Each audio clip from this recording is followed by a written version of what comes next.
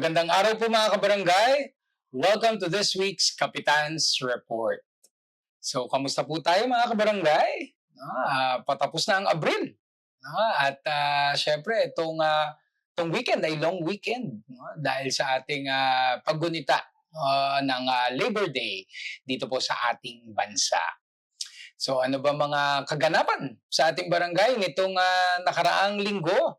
So unang-una, syempre, we would like to happily share na muli ay naging patok ang ating pagsasagawa ng ating monthly sustainable programs dito po sa Barangay San Antonio. So unang-una dyan, syempre, ang ating Basura to Ayuda program na kung saan ay kumulang 1,800 kilos of assorted recyclable wastes ang ating nakolekta. No?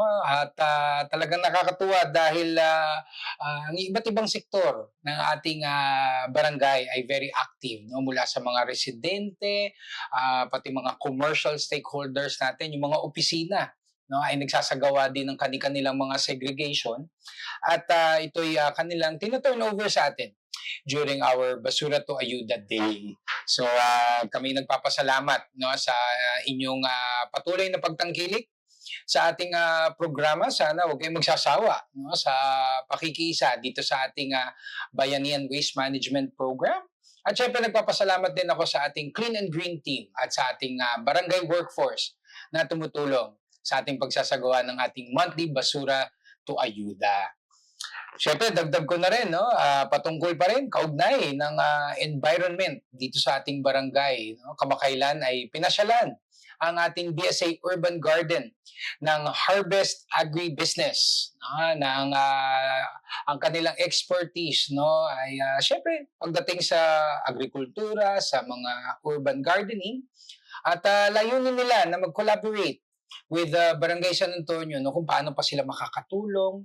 So actually, yung pagpasyal nila ay parang bahagi ng kanilang needs analysis para kanilang ma-assess kung ano pa ang mga maiaambag nila sa ating urban gardening dito sa Barangay San Antonio. So syempre, natuwa din sila sa how efficient our urban garden is. Kahit maliit lang siya, ay napakaraming ani at tuwang-tuwa sila sa ating mga strawberries na akala nila sa Baguio lamang ay meron. At least dito sa Pasig, meron ding urban garden na nakaka-produce ng strawberries. So again, we're very excited sa ating magiging collaboration in the future. At again, maraming salamat sa inyong maitutulong sa ating barangay. Siyempre, naging patok din po and very successful ang ating Sininggaling program na kung saan tampok ay isang basic photography session led by our kabarangay na si Sir Romel Bundalian. So, syempre, tuwang-tuwa ang ating mga participants ng Sininggaling dahil instantly napiprint ang kanilang mga photos na kanilang shoot.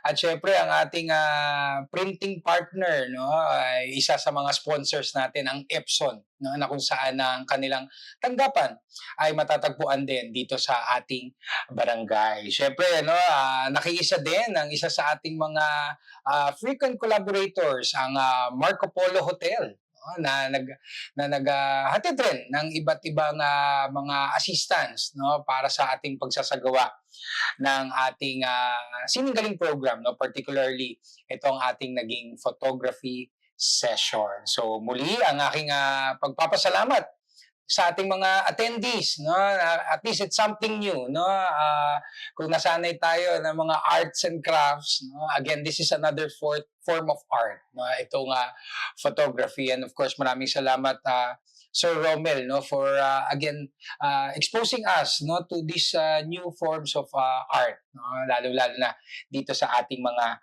kabarangay. So again, aking pagpapasalamat din sa ating mga volunteers, yung ating barangay workforce na tumutulong sa ating logistics, and of course sa buong team ng ating Committee on Tourism, Culture, and Arts. And of course, happening today, ang ating BSA Pray and Play program, our monthly youth camp. Of course, it will be facilitated by our friends from Bagong Ilog Christian Fellowship. So inanyayaan natin ang ating mga kabataang San Antonio, no, na makiisa, no, lalo-lalo na ngayon bakasyon. No, let's take this opportunity, no, na magkaroon tayo ng mga interactive sessions tulad nito, no, kasama ang ating mga peers, at syempre yung values formation and spiritual formation na hatid nitong programa pong ito. So again, maraming salamat sa Bagong Ilog Christian Fellowship at gayon din sa ating buong team ng Barangay Anti-Drug Abuse Committee. Siyempre, dagdag ko na rin, no, na over the weekend, no, napapag-usapan na rin lang ang values formation and spiritual formation. No? Of course, nagpapasalamat tayo sa Holy Family Parish sa inyong matagumpay na pagsagawa ng ating monthly family catechism, no, na ginagawa natin dito sa iba't ibang barangay, no, na sakop ng Holy Family Parish. At of course, bukod sa catechism, nahatid ng ating mga church volunteers, no, nagdiwang din tayo ng banal na misa, of course led by our parish priest na si Father Joseph Santos. So again, we do look forward, no, na maging tuloy-tuloy ito, no, yung ating buwanan na family catechism, no, ang laking tulong para mas patatagin pa, mas palakasin pa ang samahan sa isang pamilya. So muli, maraming salamat sa Holy Family Parish at gayon din sa BSA Gender and Development Team. At syempre, no, again, collaborations pa rin. No? So kanina, no, may mga private sector, meron din tayo sa religious sector. So ngayon, ma-share din natin ang ating collaborations with the academe, no, or yung mga learning institutions dito sa Barangay San Antonio. So unang-una, syempre ang ating mga mag-aaral mula sa UALP, University of Asia and the Pacific. Maraming salamat sa inyong mga sari-saring mga activities, no, para sa ating komunidad. Unang-una dyan, syempre yung ating recently, no, na ginawa natin yung Project Sally, no, na somewhat is similar to our Pray and Play program, no, na kung saan ay merong mga storytelling, merong games, no, meron ding team building activities din para sa mga kabataang San Antonio. So gustong-gusto 'yan, no, ng mga kabataan natin, no. So we're very thankful, no, naging very creative din ang mga mag-aaral ng UANP, no, para ihatid itong programang ito, no, sa mga kabataang San Antonio. So syempre, no, nagkaroon din tayo ng konsultasyon, no, sa ilang mga NSTP students, no, ng UANP, no, na kaugnay sa kanilang mga proposed na programa pagdating sa disaster management and sa environmental protection. So again, ako'y nagpapasalamat, no. Congratulations, no, magagaling talaga mga taga UANP, balita ako. Oo, so again, congratulations. And of course, maraming salamat, no, for continuing to collaborate with us para makapaghatid tayo ng iba't ibang mga activities and of course, fresh ideas, no, para sa ating barangay. At syempre, nagpapasalamat din kami sa Lincolnshire School. Ito po isang preschool na matatagpuan dito po sa may Gold Loop.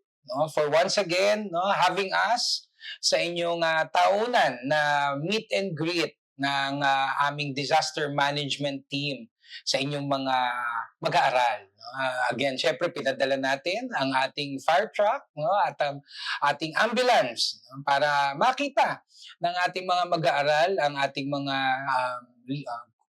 public servants, ika nga, no, yung community leaders natin dito sa Barangay San Antonio. So syempre, tuwang-tuwa ang mga bata, no, talagang pinasok nila yung ating ambulansya, no. Syempre, dinisinfect naman natin yan, no. Syempre, yung ating fire truck, no, meron ding isang estudyante, nakita ko, fireman suit talaga no. So syempre, binigyan din natin sila ng pagkakataon para i-try, no, yung ating fire hose, no. So for that brief moment ay naging firefighter sila, no, na experience nila yung firefighters. At talaga yun, mabenta talaga ito sa mga bagets, no. Gustong-gusto talaga nila maging bombero, So again, sa pamunuan ng Lincolnshire, maraming salamat sa pagkakataon no na kami nakaka-present no sa inyong mga mag-aaral no, napapakita natin ang kahalagahan ng trabaho ng ating mga community leaders dito sa Barangay San Antonio at nawa ay marami ring natutunan ng ating mga mag-aaral dito sa experience po na ito. And of course, last but not the least, isang mahalagang announcement lamang po. So this coming May, no, dito po this coming May, no, ay magkakaroon po tayo ng satellite voters registration. No, hatid po ng Commission on Elections or ng COMELEC. At ito po ay gaganapin sa Estancia Mall. No? So halos itong buong buwan ng Mayo no, ay dito na gaganapin sa Estancia Mall ang voters registration. At na-post na po namin no, ang ating mga announcements, no, yung schedule.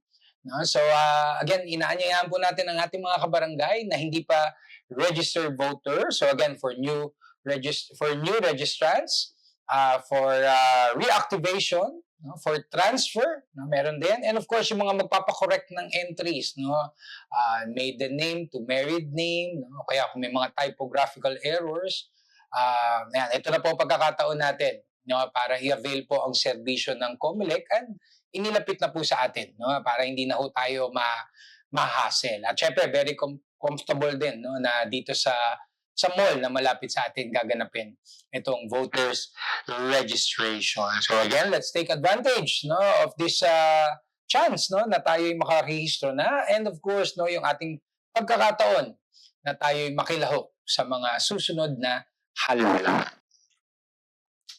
And of course, mga kabarangay, ang aking patuloy na pag-anyaya po sa inyong lahat to please like and follow our official Facebook pages.